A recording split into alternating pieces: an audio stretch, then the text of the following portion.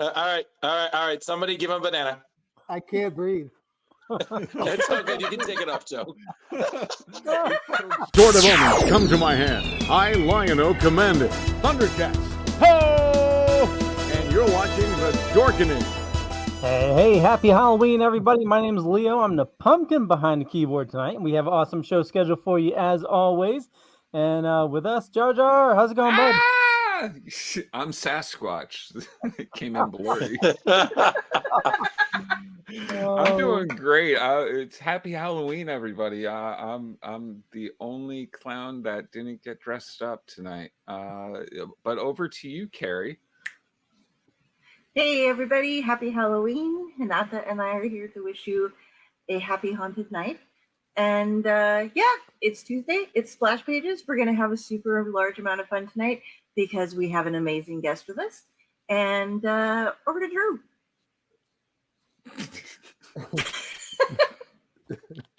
I love it. Wake up, Drew. I tried to think. I couldn't help it. It just popped in there. Hi, everybody. I'm Drew. I'm the one who peer pressured all these beautiful people into wearing costumes. And it's happy Halloween. So, you know, all you ghosts and goblins who got too trick-or-treated ahead of time, welcome to the show. If you're seeing it afterwards, welcome to the show. And also welcome to the show is a great guest from the mystical jungles of New York, not French Riviera. He's clearly in a legal dispute with King Kong, being that technically he came first. The one, the only, mighty Joe Young, Joe St. Pierre, everybody. Yeah.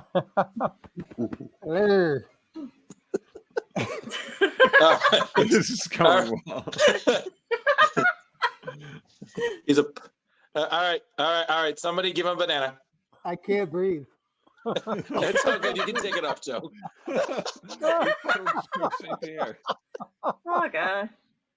What a way to start the show. Love it. Dead guess. All right, Joe. You're good. You can take it off. We're good. You're our first. Let them see your beautiful face. Leo, you can return to the pumpkin patch. Yeah. I'll remove it. I just want to show this real quick because it's been forever since I wore it. But the actual mouth moves. Oh, nice. Oh, wow. Whoa. That is so cool. Yeah.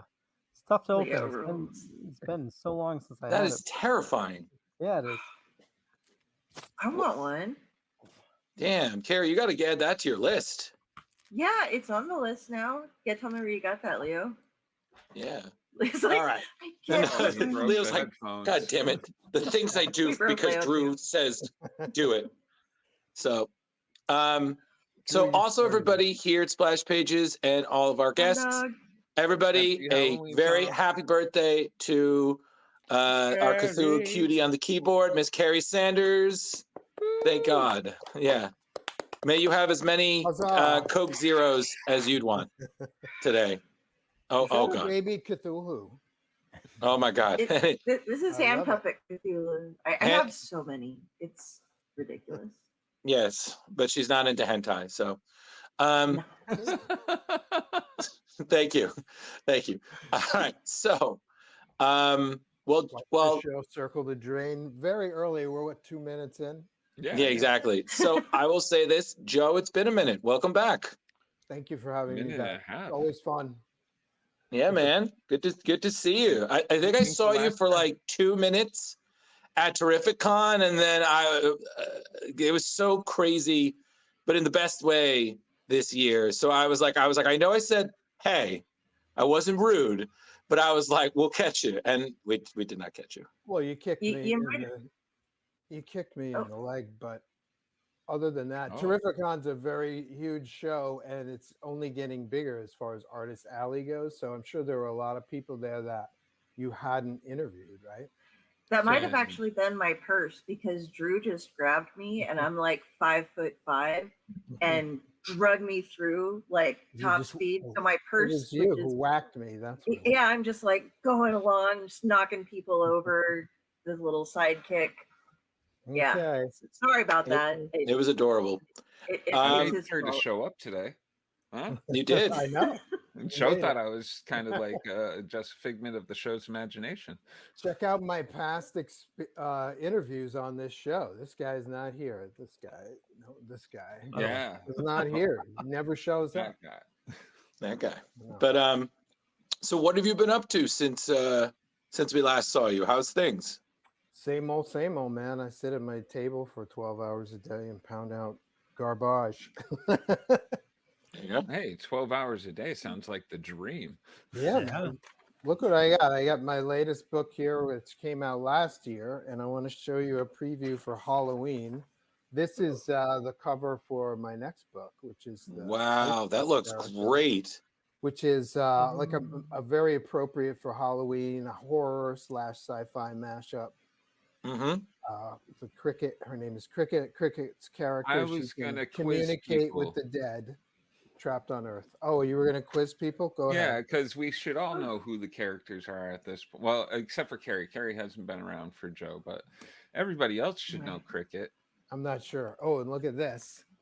Is this revenge, Jeremy? This is just like, oh, you didn't make me a costume. I'm gonna put you on the spot. I just got these in the mail from CGC yesterday.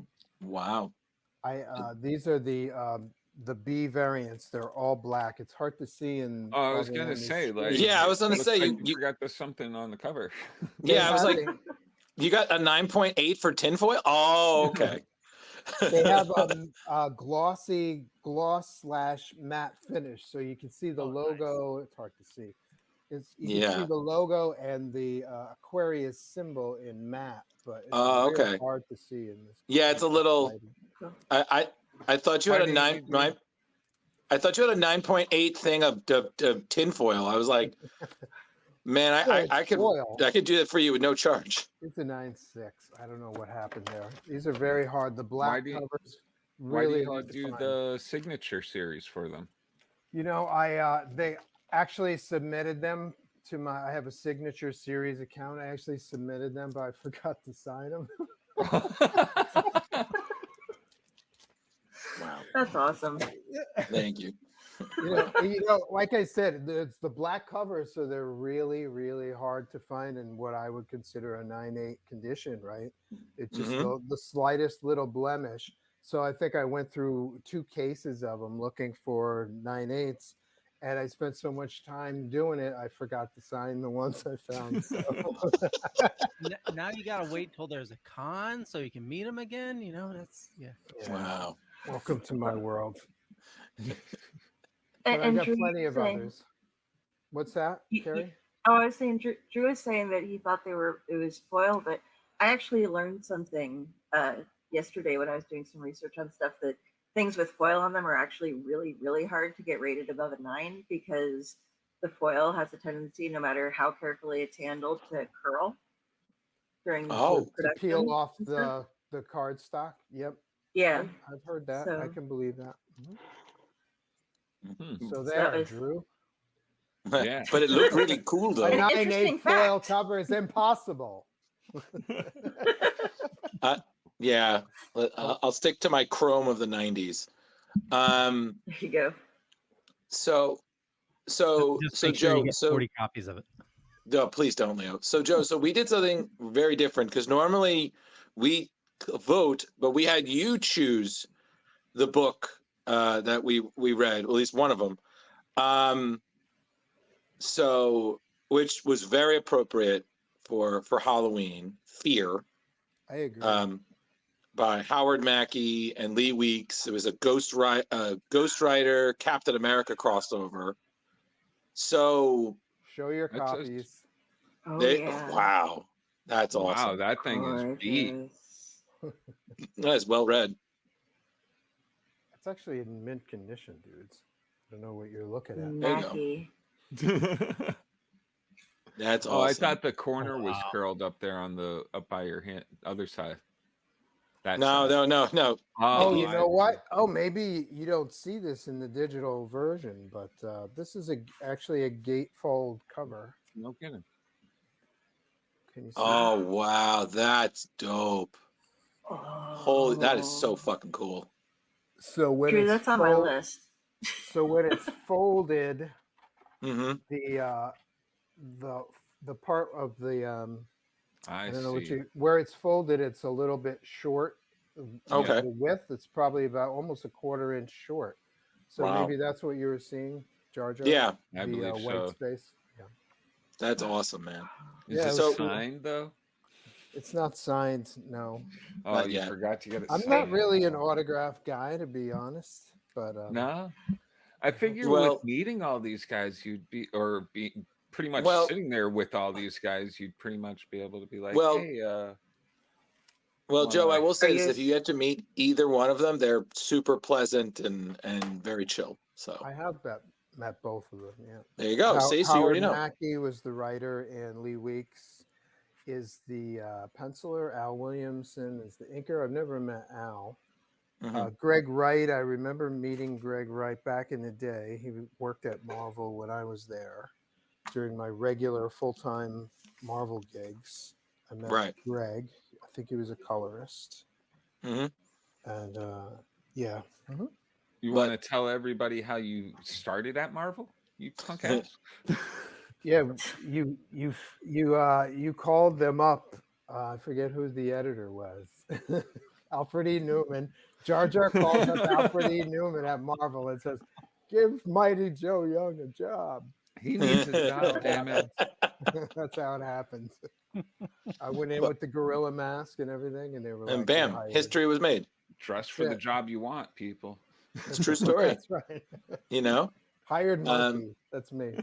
Yeah, but so this I have to say, Joe, I didn't expect this to work because like Captain America, you think certain things, but teaming up with Ghost Rider, especially you have Danny Ketch Ghost Rider, which was the second one, and he's a little bit more seasoned than the Ghost Rider we saw when we interviewed Howard Mackey. I mean, that was literally issue 1. I didn't think this would work, but I was like, wow, Mackey really made it where Captain America and Ghost Rider actually like teamed up, and it felt made pretty sense. natural. I mean, what did you think? What did I think? Yeah, I totally agree. Yeah. Yeah. Definitely Ghost Rider centric. The focus is on Ghost Rider. I think he may have been writing Ghost Rider at the time. Yeah. Yeah, I think And so. so Cap has that vibe from Daredevil Born Again. Have you read Miller and Mazzucchelli's Born Again?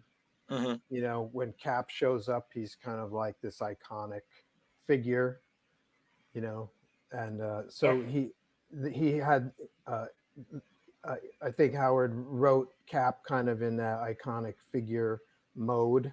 So he kind of comes in, becomes an example for Danny Ketch on, how to kind of move through life as a vigilante and stuff like that. So Yeah, totally. I thought it worked out.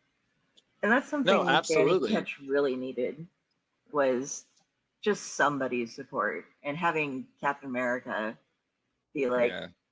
I Doing the right don't thing, think there's yeah. anything wrong with you. You got it. Really helped us. I Yeah. mean, the comic obviously was more focused on the Scarecrow and stuff, but Which I'd I'm a never huge read Ghost Rider a fan. Marvel Scarecrow story before. That was something totally different for me. Mhm. I like this Scarecrow. The Scarecrow is scary. Like, Oh, yeah. Yeah, totally messed up. Yeah. And for him to keep referring people as packages I was like, well, that's terrifying. Yeah. I was just like, if someone stood kids, it was like, oh, hey, look at the pretty dolls. Like, okay, we're gonna go the opposite direction. Somebody is cuckoo for Cocoa Puffs, and we need to run. Yeah. Like, Totally. You need to let the fear out. Look at Yeah, the fear and then it was funny because there were certain things I was like, this commissioner who is convinced Ghost Rider is like the worst thing ever. He's kind of got that like J. Jonah I was Jameson, gonna say that. yeah, Thaddeus Ross kind of energy to him, where it's just like, I don't care what you do, and I'm like, you get it. I need And, pictures of Ghost Rider. Yeah. No, it and what was also nice is I feel like whenever you get these like classic, like these team ups, a lot of times they just become like big old slugfests. Yeah, Like, exactly. This And one, the opposite happened here. yeah. And I have to say I was kind of refreshed, because I was like, I was expecting that. And I was like, listen, he's Captain America, so he's going to hold his own, but that's a spirit of vengeance. Like, it's got to be a draw, right? So, but I expected an arm around the waist on the motorcycle. Oh yeah, it just was missed opportunity. Okay, Cap riding bitch. We got see, I'm reading it and I hear that song from Mannequin in the background. So if you can hold this world together, living on whatever, and I'm just like, oh my god, exactly. Nothing's gonna stop us now. Just like, oh god. Oh, poor Captain America. I'm so sorry, Cap. I love you. Cap rode a bike for a long time, and a lot of the issues, Cap had his own motorcycle. Yeah. I thought for sure I was going to see a scene where the two of them were just kind of riding together, but that would have been dope. I was a little surprised to see that Cap on the back seat. and what's also is like the whole obsession with the police officer thinking it reminded of his mom, that kind of like, and then tying her up and keeping her in like a blood shrine. I was like, this is kind of some Jason Voorhees vibes. He's got that obsession with mom, everything. I'm just like, oh my god, like. Well, not only tying her up and all that, but like when they find her and they say they think she's dead, and it's like he started stuffing her, and then realizing she's still alive. Like, holy fuck! Like that is pure torture. Yeah, this comic was twisted, and that almost broke Ghost Rider into actually killing someone. So, yeah. I also like the little weird kind of moment where Cap is asking him like, what power is this bike that you're riding? And Ghost Rider's like, pretty much like everything else in my life, I have no idea. I don't know. Neither I nor my human host know. There's just something going on. He's like, okay, that's fair. Yeah. But yeah, it powered was by the souls of gingers. The art was fantastic throughout too. Well, I love this.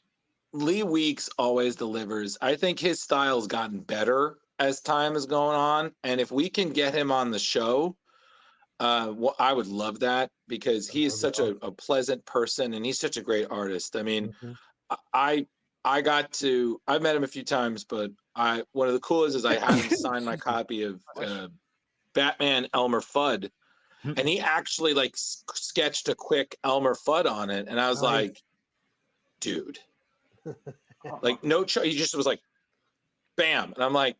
He was like, oh no, you're good. I'm like, nice. Me? Like, this is it was like, this is the best day. But no, but it was what I liked is that it fit this creepy vibe. It was detailed, but it was also like not like horribly realistic, but it wasn't super cartoony. And then the colorist just had the creepy vibes. With the colors and the inker had just the perfect shading and whatnot. Like, it's fuck, dark, man. But not so dark that you can't see what's going on. Everything's very bright, visually colorful, but it's very dark background. Yeah, very intense. And the way that they played with the shadows kind of had a Mike Mignola feel to it. That very playful darkness. Accentuating the seriousness, and then it's like against the dark, the red is just so much more red and vibrant. I feel like if I have any criticism about it, I kind of feel like the ending was very horror movie-esque. Like, of course he's not dead. Yeah. And of course these people who gave him the powers are like, you gonna collect. And I'm just like, of course. And I liked it. But it does hook up to the beginning where he was enhanced by mysterious people, and those mysterious people come back. But I got to say that this did, with that ending, this did feel like, maybe a fill-in, a 2-issue fill-in of Ghost Rider. And they were like, this is too good. Let's make this some kind of prestige Let's Mhm. make this that instead of Ghost Rider 28 and 29, let's make this, a special of its own and make some extra cash off it. Yeah, Oh, It's yeah. definitely got that vibe. yeah, but like I said, I mean, this was like at 40 something, 50 pages. Mhm. Each page Was was great, and I'm just thinking, like, Didn't if this feel was that long. now, this book would be like what, Jar, like $6.99 or something? Like, Oh, easily. It's Mhm. probably a $9.99 book, actually. no, it's not a night. It's not a milestone issue with 10 variant covers. Like, come on. How Oh, much they are would definitely do 48 a ton page of books? variants. How much are 48-page hard copy comics nowadays? This All one right, was $5.95 in there you See, go. I'm telling in you, it's close. '92. So I'm saying $9.99 would be Yeah, I could see that. $9.99. Yeah, probably but I'll be paying a lot rational. more than that for it. and Carrie is slowly building up a chest of demons, aka her comic book collection. Plus So, the gatefold cover, right? Yeah, there you you got to go. Yeah. focus on one character at a time, Carrie. Oh, yeah, but yeah, I'm sorry. That is such a beautiful wraparound, Joe. Like, I imagine that would be the coolest poster. It's pretty cool. I would never take it apart, but that's because I'm such a nerd. Maybe I should have bought a second copy and then tore the cover off and stuck Right. it on. I But could this kind of decoupage came. your door. This is probably one of the last comics I bought as a fan, probably because I actually got into the industry around 92 or 93. So Oh, okay. this is 92. So this is probably one of the last comics I bought as like a comic book. Ooh, as a ooh, Right. I must have this, that Right. Just one of us. So Joe, when you're transitioning from being a fan to being part of the industry, do you get automatically get free comics? Do they just give it to you, or do you still got to pay? Do when you get I an was employee discount? we used to get comps when I was at Valiant. Mhm. When I was at Marvel, I don't remember getting comps at Marvel. But Valiant, we would get comps from everybody, like Marvel and DC would Cool. send comps to Valiant Comics. So we wouldn't just get Valiant Comics, we'd get Marvel and DC. I did some stuff for Image, and for a while they would send Image comps to me for a while. So it depends. I guess Mhm. they kind of lose track of you. You stop getting comps. Like I Right. guess I don't know. It's been so long now. I don't Right. remember the rules. There was a glitch in the Excel spreadsheet, and Yeah. Well, yeah, and Joe, you weren't, a stranger to crossovers yourself. I mean, you did Tooth and Claw, which was a Yeah. crossover between Venom and Wolverine, your little 3-part miniseries. And again, other characters have spilled over in other stories that you've done. So I guess in terms of doing a crossover, it's about making a story that works, right? That's like what's the magic there, Yeah. in your opinion? You find that common theme, or you find that common hook that Mhm. characters share or don't share. Like Ghost Rider and Cap, you might not think the two of them go together. If Ghost Rider was some kind of straight up horror character, there was no Danny Catch Human thing. Ghost Rider and Cap the story might not have worked. You know what I mean? Right. So you find that kind of common hook. Cap as the iconic, experienced vigilante / hero character kind of helps out the younger, newer hero Mhm. character. That kind of hook works. So you got to find that kind of common Ground. yeah, I don't know if ground is the right word, but the place in the story where they can both relate to Okay. either to each other or to the idea of the story. If that makes So sense. how would you start, say, since you've built your own universe with the Zodiacs and stuff, how do you start off with that? Did you start off with the idea of just a world first, or did you have characters first?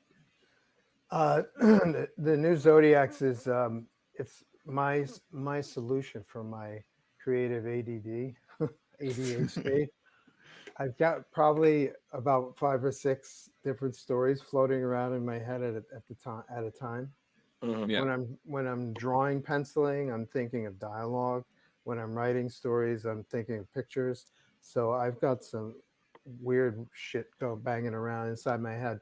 So I've got sketchbooks from, even before my career started. I Mhm. was always interested in the Zodiac. So I always had characters that were kind of loosely based on the Zodiac, since I was like 10 years old. Oh, But as cool. time goes by, you start creating other characters. Right. And like I said, I like this guy. Where is this guy? I like this guy a lot. He's cyberpunk. He kind of solves my Jones for sci-fi, for computer generated hacking stories and espionage stories, corporate theft, that kind of shit, Robin Hood. And I also love horror. So she kind of satisfies, that kind of where do we come from? Where do we go after we're all dead? Let's fuck around. Let's mess around with those kind of stories with this Right. character. So when you got all these stories jumble around together, it's like, okay, I can work on this character and this one and call it a universe. Right. So how do I call it a universe? And then I would go back. The ultimate solution was to go back to when I was a kid. I had characters based on the Zodiac. So I was like, okay, what if we replace those old 10-year-old characters with new ones and use the motif that I had back in the day? That's really how the whole kind of thing came up. So on days when I don't feel like drawing horror stuff, I can work on something else. That's the idea. And Cool. How come you don't do more with Lion? yeah, he's next. He's is he? He's number 4. Oh, okay. But I gotta wait a little story longer. is written. Yes, I know. Cool. I know. And So- like I said, I got a million other gigs. I had the day job. Oh, yeah. Commercial art. So then work on this on the side, and Cool. it's all a jumble of just pounding out work. And I don't know. It's tough. If I had an unlimited budget, there would be 12 of these a month, and I'd be doing 1 or 2. Maybe I'd write 3 or 4. Okay. But unlimited budget, this would be like monthly series. So that's the problem with this being one guy with 2 hands. Right. Piggybacking a little bit back off of what Drew was saying before, I was asking some friends who are interested in you too about questions, and our friend John Crissa, who's a comic book collector and seller and artist, has asked, as someone who's worked a lot on more of the abstract or unique stories that utilize the flagship characters at Marvel, which has been your favorite or least favorite, and what's one that you still can't believe happened? Wow, 3 questions in one. Nice. Yeah, kind of just if he gets and if lost you'd in a prefer not tangent, to pull him back. say something like this one sucked or something, you have to worry about that. Well, I did a one shot. I kind of came in towards the tail end of the Clone Saga in the 90s. And as a fan, I was like, oh, I hate Clone Saga. It stinks. But as a professional getting work, I was like, yes, please, may I have another Clone Saga story? Yeah. Right. We'll make this even longer. Yeah, exactly. So there was a Clone Saga one shot. It was kind of like a review of like the last 25 years of Spider-Man's history up to that point. Right. And so I got to draw like all the major supporting cast members and the villains, the classic Spidey villains all in one issue. And that was a blast. And I think that was probably my favorite overall product. Okay. And but the Venom Wolverine, the Tooth and Claw, the first issue of that was my best-selling book at Marvel. So that one has a special place in my heart. And that one people still recognize that one. So they'll come up to me and they're like, I have that book at home, okay, good for you. Why don't you have it here so I can sign it? You But know, they recognized the book. They had bought it. Like I said, it was a bestseller. It was a Right. bestseller at Marvel at the time. So I guess a lot of people have that issue. Whereas the one shot, Parker Year's one shot, was probably because it wasn't one of the core Spidey titles. It may Right. have been like a lesser seller. I don't know the sales on that one, but that creatively that was a lot of fun. And what don't I believe happened? I guess there's a part of me, there's a part of me that doesn't believe I actually did what I did, but it's been so long now, and I've done so much since then that it's like it's not that big of a deal, Does that make sense? Yeah, Yeah. kind of. I wanted to draw Spider-Man since I was a kid. So my first rejection letter came from Marvel Comics when I was 10. So I knew very early what I wanted to do. And then when I actually did it, it was like, I did it. And now what's next? Right. So, wow. And it's funny because my first introduction to your work was your work on Spider-Man 2099. Right. And I thought that stuff was great. I mean, that whole run is just was a fantastic collaboration of Peter David, and then all of his artistic collaborators, Rick Leonardi, you, I think Kelly Jones did like one issue, and a bunch of other people. And it is just fantastic because, again, at that time, people were very used to Peter. They kind of fell in love with Ben, and then of course we know what happened there. And then you have this new one, you have this Miguel, and he's such a fucking asshole. So, it was interesting exploring that in a different world, which was meant to kind of, I feel like in some ways it called out a lot of things that actually happened, like corporations becoming extremely more powerful in everyday society, the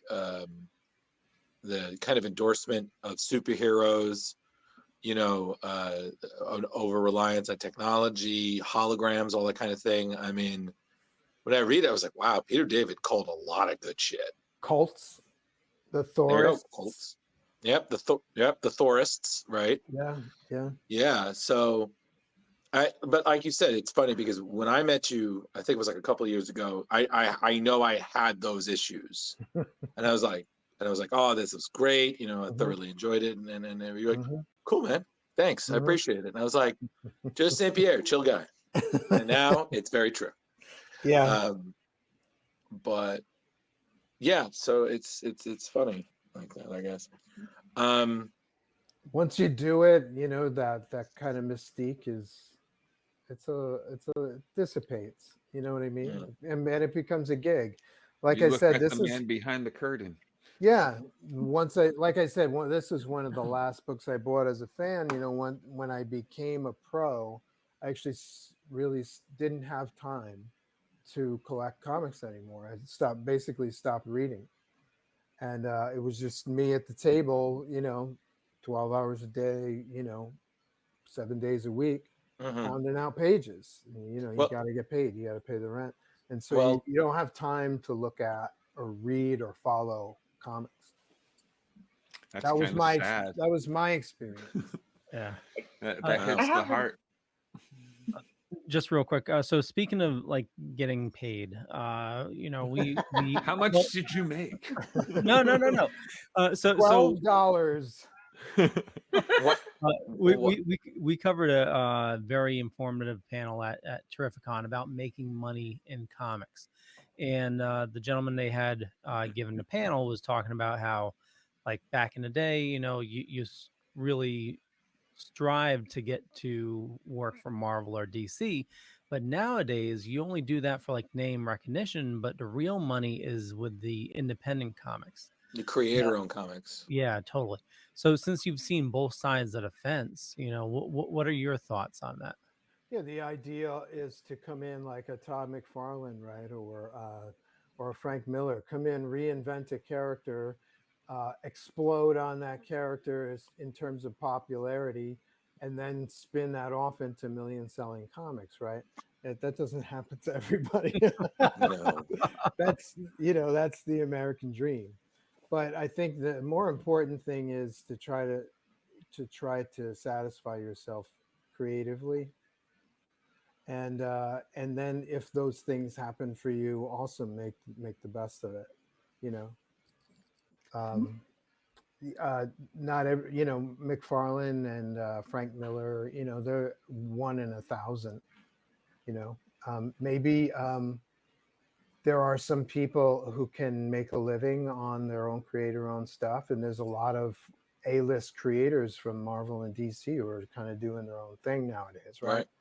But invariably, I think you see they'll do like 5 issues of this, and then they'll come back to a Marvel or something like that, and then do their own thing again, unless they're, very comfortably well off. Jeff Johns doesn't have to worry about, paying his rent.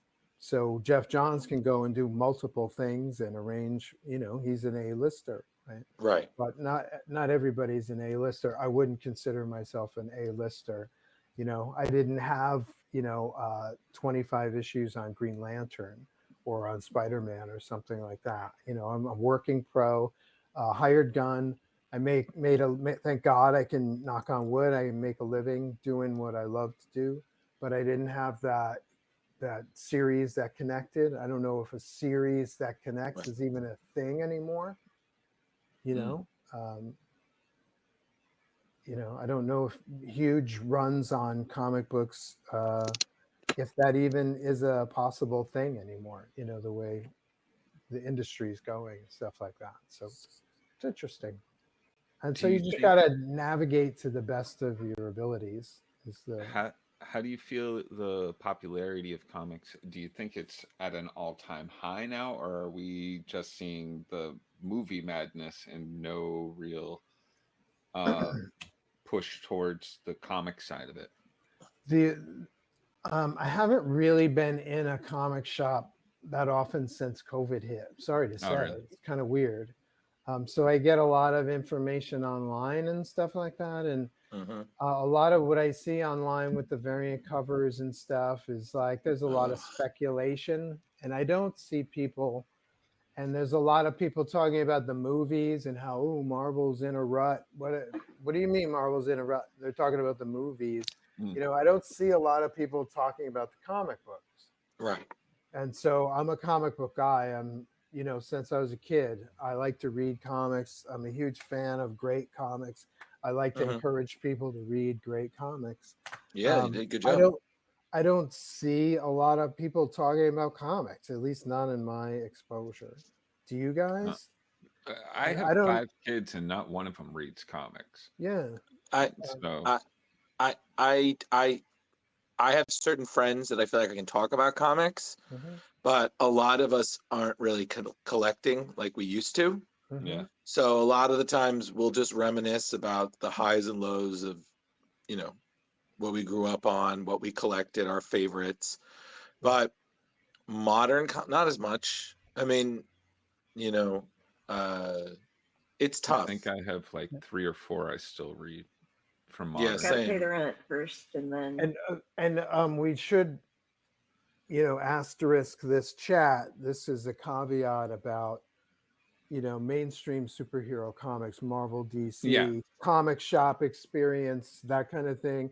Whereas there's a whole nother side to the comic book industry that's manga, Japanese comics. Right. There's a whole nother side where there's young reader, YA, graphic novels that are outselling the top 10 mainstream superheroes combined. It's true. So there's a whole nother world that I've tried to touch on that. Since COVID too. I did a graphic novel series called the Fabian Cousteau Expeditions, which was like a young reader's adventure series, and it had like, we go over to South Africa and trying to find a great white shark and things like that. So I tried to tap into that kind of scene too. Talking about properties and new Zodiacs, I have other properties that kind of are aimed more at that kind of audience as well, that I've been developing on the side when I have free time. So that's a whole nother scene altogether. Totally.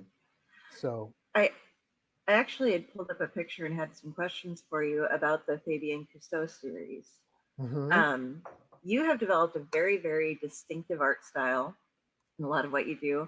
And I'm going to pull up a picture, but how was it a matter of just like the directions and things that you had the creatures be in so that you could use your art style and still be able to, like, in this case, show, you know, you're able to label all of the different parts of the turtle for kids that are reading it to check out, but it has your style. It's just a little like which direction it's gone, you know? Is that hard for you Are to you do? saying that? Are you saying the style is different than the mainstream superhero style, Carrie? Okay. I guess what I'm saying is you kept still your somewhat the same style as I see you doing, but it's kind of like the way that the turtle is angled was set up so that you could see everything. Is that how you worked around stuff so that you could keep because it's beautiful and you can tell that it's your work, but it's, you know, it would be very hard on some of your Venom comics, for example, to label all the different parts because of the, you know, stances that they're taking. So well, a lot of things that I can talk about there. Thanks for the props, but I have to say that I approached the Cousteau series with the same brain that I approach the superhero stuff with, which if I have anything that I do well, it's to show action. To you know, I'm very good at composing action poses and stuff like that, and my comic storytelling is pretty good. You know, combining those two things. So when I came to that, if this is me looking at contemporary YA graphic novels, I see even the action shots of some of these artists are like, you know, you could have pushed that. You know, you could have shoved that turtle into the camera a little harder, you know what I mean? And so I thought this might be a good time or a good opportunity for me to bring what I do well to YA stuff. And so that angle, you know, that angle on that turtle that you showed was kind of me, you know, I could see like a Venom in that pose kind of diving off a roof towards the camera. You know what I mean? I can see a Venom figure in that shot, which may be hard to picture in other people's head.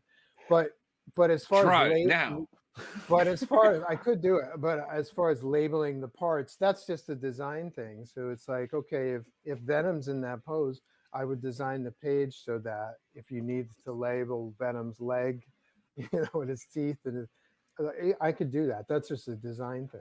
Right. But what I do think I did in the YA stuff is I did much less hatching, and I tried to draw a little bit more cartoony, like a little bit less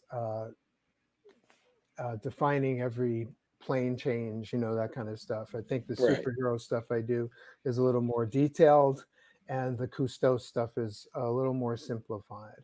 And that was kind of intentional also. It was beautiful. But I can show you other properties that I'm working on where the style is different again. You know, something on my what are you working on that I could show you. Well, I don't want to.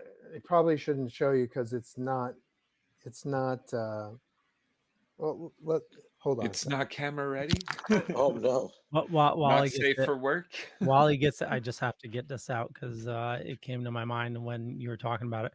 Have the turtle venomized, but then it turns into a character, a teenage mutant venomized turtles.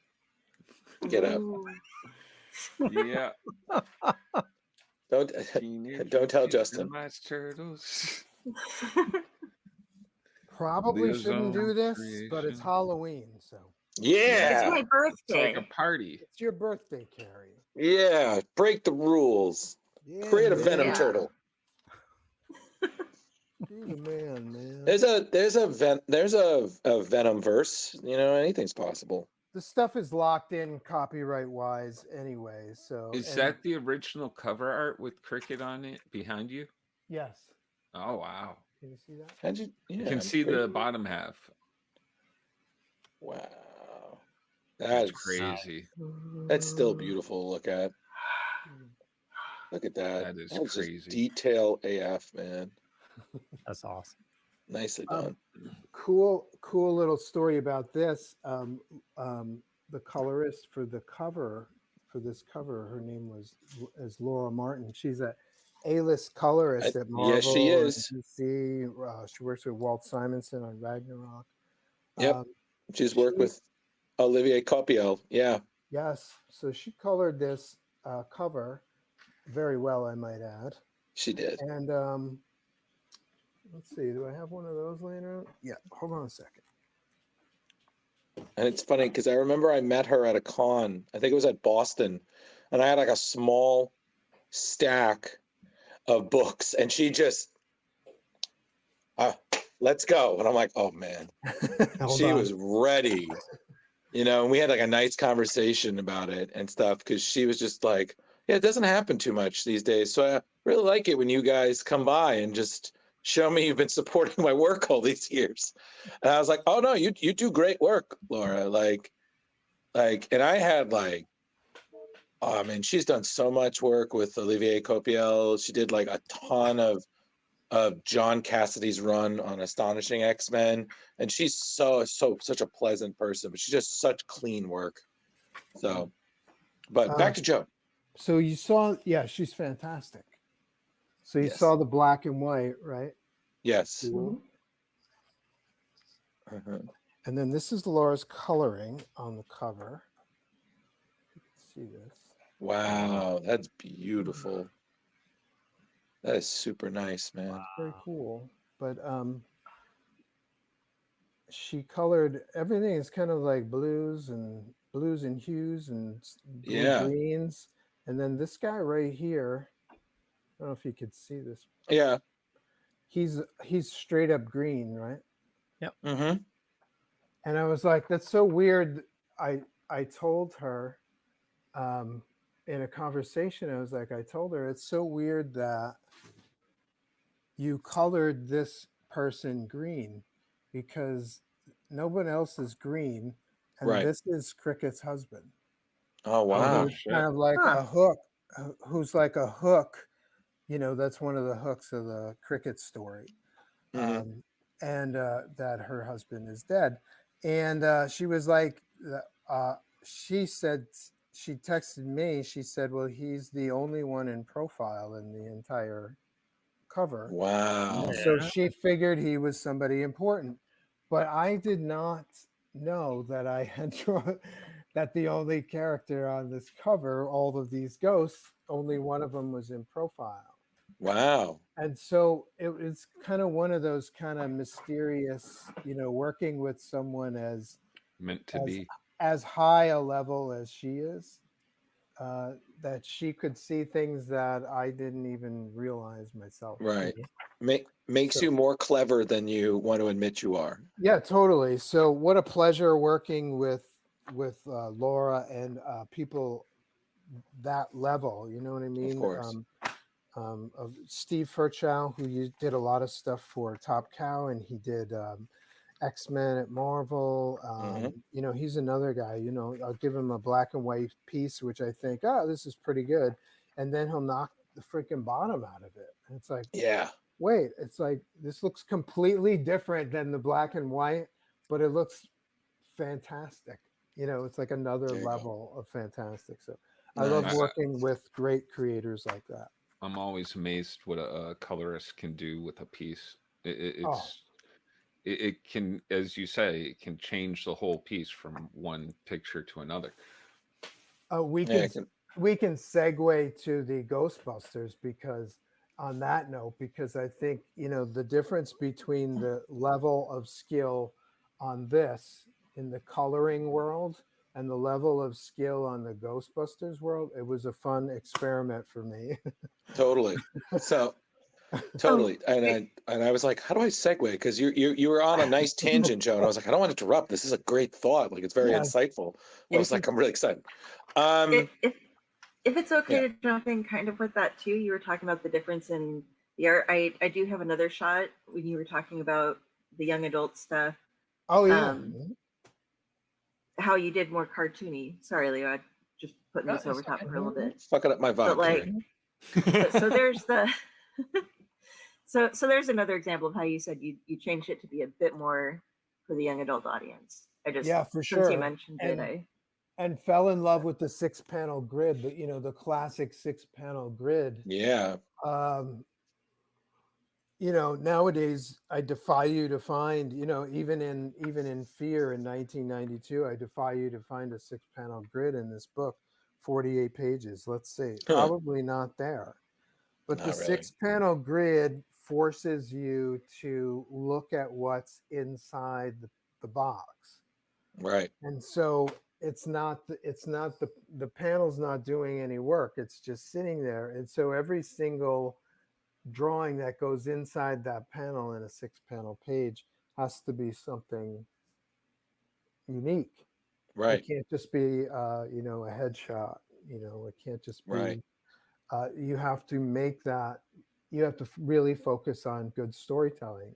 Mm-hmm. And so did a lot of 6-panel grids for the series just because, I once spoke to a woman, an adult woman, who told me she didn't know how to read comics. And she opened up a comic such as this, and she sees all these panels, and some of them are overlapping, and some of them are running off the page, and she didn't know where to start. Fair. There are people out there who may be interested in comics who find, the more advanced. I actually had that problem. I had that problem when we were reading Hellraiser. I didn't know where to start and I actually had to ask for help from these guys. I was like, look, I've read the whole comic now, and I don't think I've read it in the right way. Yeah. It's something you should always keep in mind, is that Shooter used to tell me this at Valiant, but I think Shooter got it from Stan Lee, and Stan Lee would say, this is someone's, no matter what comic it is, it's someone's first read, their first comic. And so I tried to keep that in mind, especially with the Cousteau stuff. Right. But at the same time, I brought a lot of that, the superhero comics, the Marvel, DC sensibility. I brought that stuff to the young reader stuff, kid, when a shark is coming towards you, it looks more dramatic than when a shark is just kind of floating in the water. When you're looking down the shark's mouth, you can't see a shark, inside a shark's mouth, unless you're some kind of daredevil documentary filmmaker, right? Right. So it's like, here's your opportunity. Let's look inside the shark's mouth. Right. Let's have some fun with it. There you go. So you brought up and I'll bring up Ghostbusters. Sorry, Drew. But you brought up a great, comment. Every comic is somebody's first, comic. Right. And I think that's where, and, just to get on my soapbox for a second, where I feel comics are in trouble nowadays is because they're constantly doing, crossovers. And even like, and I complain about this so much, but the new Gotham War storyline for Batman. Oh my God, let it go. I heard that on the last episode. I think it's all over the place, and it's you don't know. Like, I'm lost in the storyline. I'm almost tempted to read it at this point. You know what it is, Joe. Joe. You know what it is. I'm listening. He's been raving about Zdarsky's run since it began, talking about how great it is, how brilliant, all this stuff. And then they pull this, and Leo is just like, was like, this isn't my Batman. What is this? What is this? He's so mad. He was like, can you fill me in on what the deal is? Because I've been binging the show, prepping for the show, and I hear how you hate Gotham War. Can you just fill me in on the blank? Just real quick. Essentially, Catwoman has decided to open up a school for crime. She's training the thugs to be cat burglars. And with doing that, all the thugs are no longer working for, say, like Joker and Penguin and whatnot. So they're all like sitting off onto the sidelines. They don't know what to do. But with this happening, you know, crime rate has, you know, fallen. Not crime itself, but violent crime. And the Bat family thinks, oh, this is the greatest thing ever. They're fully supporting Catwoman, and Batman thinks crime is crime. And this is really, you know, he's starting to come to Catwoman's, you know, train of thought. But then one of the thugs gets killed because an owner has a gun when he's trying to rob her jewels. And then he sees, you know, there's danger and everything. So he's against that. The whole Bat family is against Batman. And like just like 3 issues ago, they were all lovey-dovey having, you know, breakfast in the mansion. Leo, wrap it up. Okay. Okay, Drew. But at a turn of a hat, the whole Bat family's fighting Batman, and it's like, you know, it's just a mess. Slinger right here. Yeah. So you're telling me when I get issue 139, it's not going to continue from 138 where they were attacking Red Hood? No, because they're far off. That's the other thing is they've spun off different series. There's a Red Hood series made specifically for Gotham War. It's spreading across Catwoman. And it's not Zdarsky writing the whole thing. You know, the last several issues have been, you know, just different writers. And I think it's a complete mess. Are you done? You asked. So to come back to fear, what is our lesson here for me who didn't buy Ghost Rider at the time and was probably not buying Cap at the time, although I have quite a run of Captain America. I may have been reading Captain America, but I'm not sure. But I knew Scarecrow from Captain America. Even since I was a kid, Scarecrow started as kind of like a thug,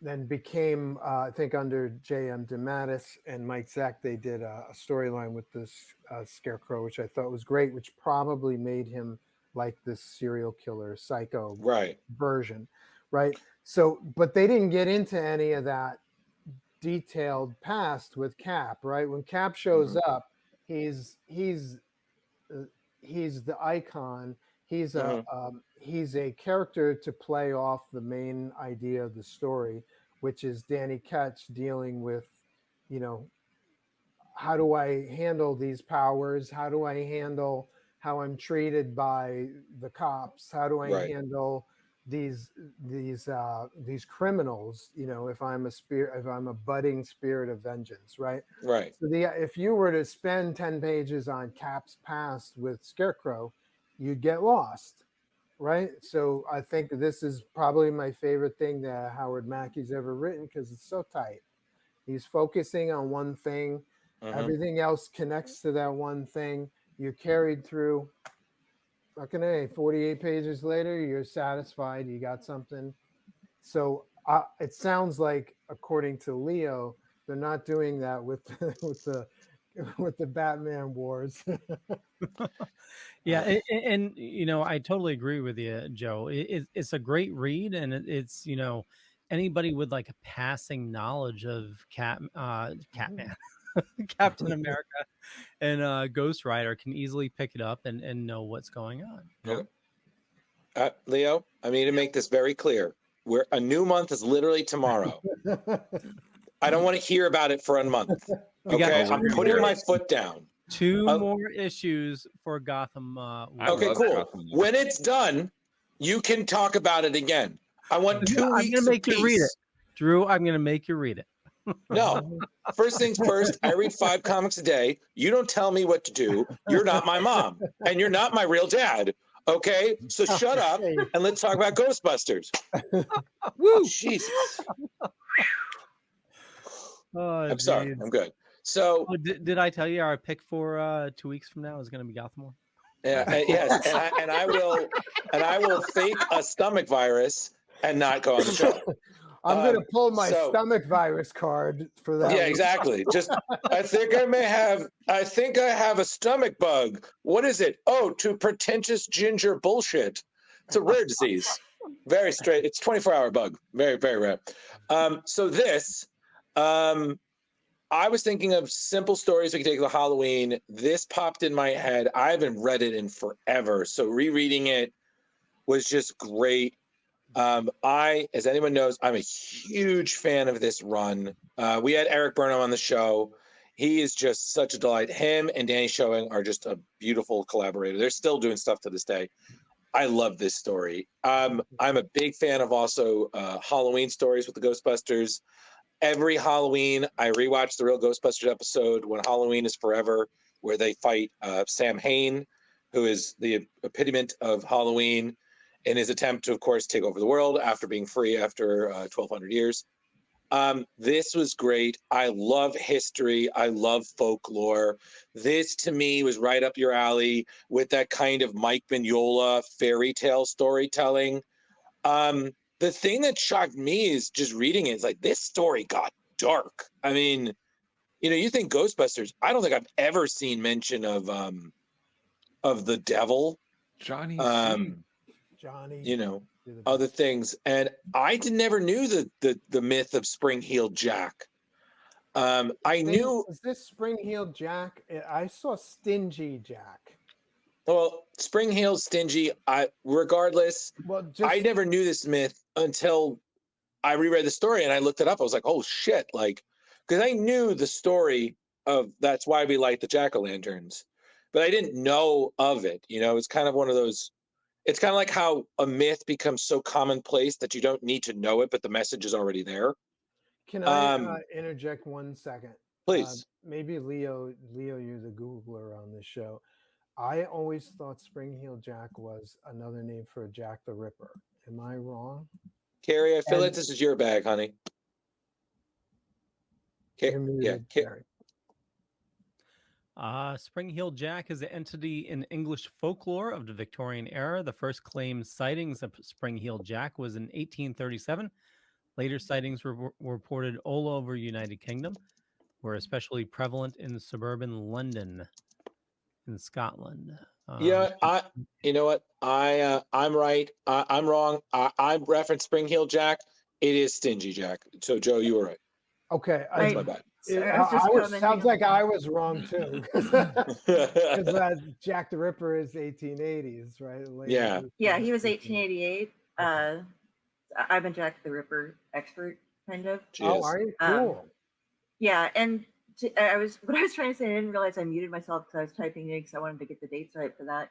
But Steve Van Samson, one of the stories that he released a bit ago, in Black Honey references Spring-Heeled Jack and Jack the Ripper and stuff. Yes. So if you go through and read some of his latest stuff, he's on the network. It's amazing and it's really well written. So the wiki mentions Jack the Ripper as well. There you go. But so like I said, Stingy Jack, my apologies, everybody. I'm allowed one or two. It's not a Gotham War mistake. I just wanted to be clear because my brain is going, this isn't a Jack the Ripper guy. And so my brain is going, I like the idea of the character made a deal with the devil and somehow conned the devil out of taking his soul. I love that idea. Yep. Yeah. I wanted to see that book. Totally. Right? Is that my next project? I'm going to start. There you go. Why not? Ready, you draw it? Stingy great. Jack. Great. Just real quick, love this. Stingy Jack. You're right, Drew. The Jack-o'-lantern, also known as Jack Smith, Drunk Jack, Flaky Jack, or Jack-o'-lantern, is a mythical character. Right. It's Flaky Jack, by the way, not Flaky. Yeah. But and they would carve turnips. And the thing that I also like is that while they do reference other stories, which me being someone who's read the whole thing, I know the stories they're referencing, the characters, it wasn't confusing. I feel like you're like, oh, okay. But you can still, that's the majesty of Burnham and Showing's run. It was so effortlessly such a love letter to so many different levels of Ghostbuster fandom, but they still told these great stories that pushed the characters to new places in this wonderful way of incorporating everything. You had the movies, the video games. They had a ton of Easter eggs in the cartoons. Like I thoroughly loved it. So but I would love to hear what you guys thought about it, being that I read it in the voices from the movies. So That's fair. it made it, no, it was fantastic because of that. Even the little lawyer guy there, like I'm sitting there doing his voice and everything. It was a fun read, although I don't know the whole mythos behind all the rest of the stuff going on in this Ghostbusters universe. It Right. was an easy read. It didn't take me out of it at all at any point where I was like, oh, I'm very confused what's going on here. It read very easily for me, and the art was still stupendous. Oh yeah, Dan just does such a great work. Yeah, and the stingy, I'm with Joe. I want to read that story, Stingy Jack story. I want to see the devil get taken. Yeah. I think for me, rereading it, I was like, man, this guy is such a curmudgeon. He tricked the devil a third time. I was like, God damn, that's a clever idiot. Can you? I gotta say, I don't understand what happened on the end. And so he tricks one of the Ghostbusters into collecting him in one of the cells. Yeah. Right. And then the devil comes out of the ground and grabs the cell. No, the devil didn't. The devil grab. He grabs a pumpkin. It was the turnip. Yeah, the turnip. The turnip. He grabs a turnip. Right. And what does that mean? I didn't get it. All I thought he believes the turnip is him. What's that? What you say, I believe the devil thinks that the turnip is him, since that's. Oh, I thought it was just the end of his sentence, having to walk around. It's the end of his sentence. What sentence? Where he's forced to mope around the world, like Jack's looking away out of the bargain. Right. Yes, he was trying essentially. So Joe, to answer what happened is that the devil kept blocking any attempt the Ghostbusters were making to capture Jack. The devil was doing that? The devil was, because that's the wall fire and stuff. That's the devil? Yeah. Okay. So basically he realizes that, and then Jack, having studied the Ghostbusters, he sees Winston Zedmore, and he notices that Winston is wearing a crucifix. Has more faith than the others. Right. So the devil could not touch him. So he was Winston's loophole, because while he is protected from evil, essentially anything on his surrounding part would be also exempt, like his ghost trap. So that's his way of essentially so that's his way of essentially getting out of it. And then at the end, you see the devil, pissed off, of course, because he got outsmarted again. He reaches up with his monster hand and claims Jack's turnip, the symbol of his light, because that was an ember from him. In the beginning, the devil gave him an ember from the pit that was to light his way as he wanders the world every Halloween, trying to rest. So that's essentially from what I gathered. I got to read that again. It's all good. We had a question here. Sebastian is asking, hey, Joe, what projects are you currently working on outside of Zodiacs? Any active things you're doing for DC or Marvel? Nothing at the moment for DC or Marvel. Just new Zodiacs at the moment. And then I have a Whatnot stream, which is fantastic if you guys ever get to check it out. Does fairly well in that I get a lot of commissions from it. So that's keeping me busy also. And then I do conventions. I have Rhode Island Comic Con coming up next week. But, if Marvel sent me a text, we want you to draw Spider-Man tomorrow, I'd be like, okay, let's go. Let's do it. There you go. What's the Whatnot stream? Whatnot is like a combination of live streaming with eBay. Yeah. Like you sell stuff and you talk about the things you're selling. And for me, because I'm an artist, I do live sketching on the show. So like someone will make a request. I have one gentleman, his name is Charles. He comes on and he's like, hey, do Rye, which was my first character that I ever drew as a pro. Rye is a future character. Let's do Rye with Vance Astro from the Guardians of the Galaxy, you know, 2 characters from the year Right. 4000. And I'm like, I never did that before. And I never put the 2 together, talking about crossovers. These are 2 characters from the distant future, right? And what a story that could be pretty cool. So I do a live sketch of Rye with Vance Astro, and that was pretty cool. And then one week I did the Green Goblin because we're doing Halloween themed stuff. So I did a Green Goblin sketch on the I love your colors. Loved that. God, that came out great. I thought that was saw great, the other man. day in black and white. Thank you.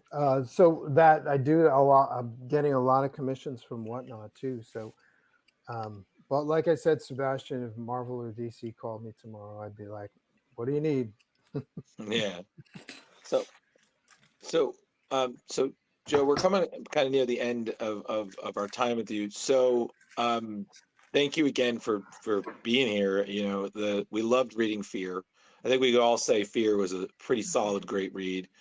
And I'm thrilled most of you enjoyed, even though you might need to read it again. I'm glad you guys all liked the story. We'll have Spring of Jack.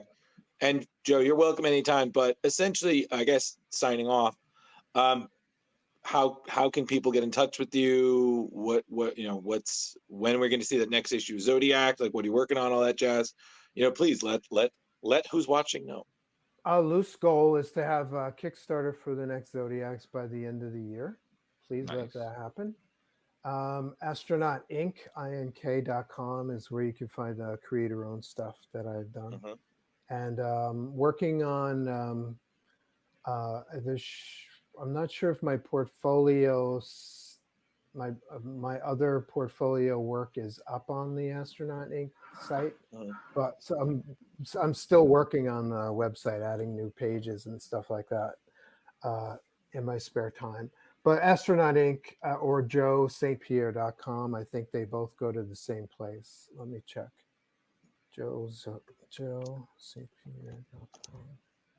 Just moved to a different website facilities. So, okay. So yeah, that Joe St. Pierre is not working, but astronaut like the spaceman and Astronaut Inc. ink.com works. Okay. Awesome. And I have those links in the show notes up above or down below. Thank you. And there's links to the social media on the website too. Nice. And Joe, if you have issues getting joestpierre.com moving over, if you have questions or anything, feel free to hit me up. I think it's a matter of me. I have to pay for a service to kind of link the site, link the address to the site, and I just haven't done that yet.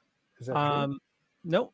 So with your, if you're still paying for the domain, and you still own the domain, a lot of times the company you buy it from has their own DNS, and it's just going to be setting up a redirect from one to the other.